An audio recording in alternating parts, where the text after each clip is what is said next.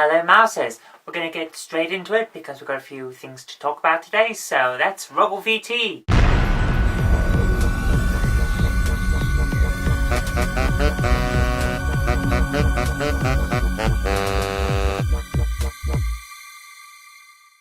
Okay, the first story we're going to talk about today is this farce that came up over the weekend on Kotaku, where they reported that a large LAN event had decided to go men only because last year one guy had tried to get into some girl's pants and she caused a bit of a problem about it, as you would, and as a result this year they're not allowing any girls.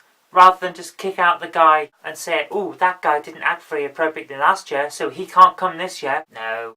Instead, they decided that guy didn't act appropriately because women were there, so we're not going to allow women. Well done. But even better than that, Kotaku are publishing this as if it's a large LAN event has decided to go men only because they don't want to deal with the problems that apparently men cause around women. And what actually happened is a small 16-person LAN gathering that has lasted a couple of years decided that they couldn't be bothered with all the hassle and therefore banned women. And the only reason that this is a story is one woman tried to attend. I don't think it's the same woman as last time, but I can't confirm that because no one's mentioning it. And they said no, so she went to news and they've blown it all out of proportion. As you do, because that's apparently how gaming news sells on the internet, being stupid.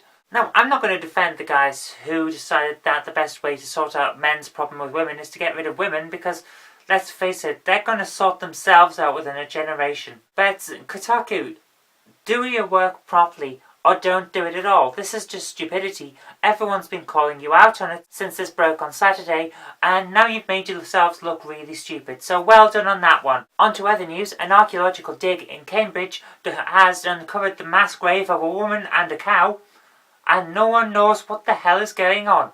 Now, it's not unusual to find corpses of humans buried alongside the corpse of an animal. A lot of the time it'll be a warrior with his horse. But this is the first time anyone in Britain has dug up a woman with a cow, especially what appears to be a high-born woman. She's got jewellery with her, she's buried with a lot of beads, and a cow. Cows are a valuable food source. They provide milk, they provide beef, they provide all kinds of things. So this is a weird thing to do. They'll have had to sacrifice this cow in order to bury it with the woman because it's very unlikely that it died of natural causes at the same time as the woman. So, was it a magic cow? Was it a sacred cow that was sacred and tied to this woman? Was it the fact that she was very wealthy and controlled the livestock and had a cow buried with her as a symbol of her power? I don't know. No one seems to know. But a lot of the archaeologists are claiming that this is the first time and probably the last time that they've ever seen this.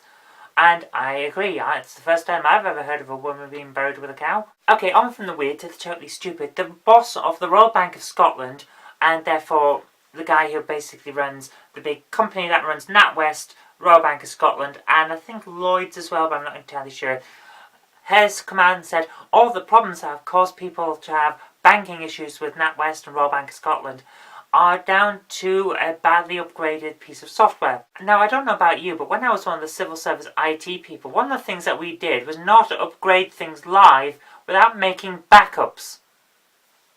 It's a fundamental thing. If you're going to be running something very important like a bank, you make damn sure you've got a complete working backup of everything on your system, especially the things you're going to upgrade, and you do it before you put the upgrade in, because that way, if something goes wrong, you can fix it, and not spend an entire weekend plus part of the week before saying, oh, we don't know what's happened, oh, we're working hard to sort it out.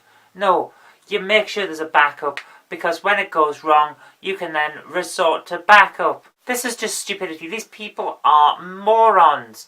And I'm very sorry to say that I bank with NatWest. They've been very good to me, but when you can't access your bank account for a week, there's something wrong. So I'm hoping that fines are levied at the very least, and those who have been inconvenienced are compensated properly. I don't want to find that next week we're seeing a lot of court cases because the bank hasn't given back any charges that happened because perhaps you put money in and you went overdrawn accidentally because they haven't processed the money. Because I'd hate to have to report on that, although I'm sure that in some cases I probably will have to. Okay, that's all I've got time for today. It's good to be back. We'll be back tomorrow as well, so don't forget to click the subscribe button if this is the first time you've seen the show. Also remember to click the like button and share it as you do, so that our little group grows and people get to see all the fun times. Okay, until tomorrow, I've been Kirk-Robinson, you've been watching the video, and I'll see you later.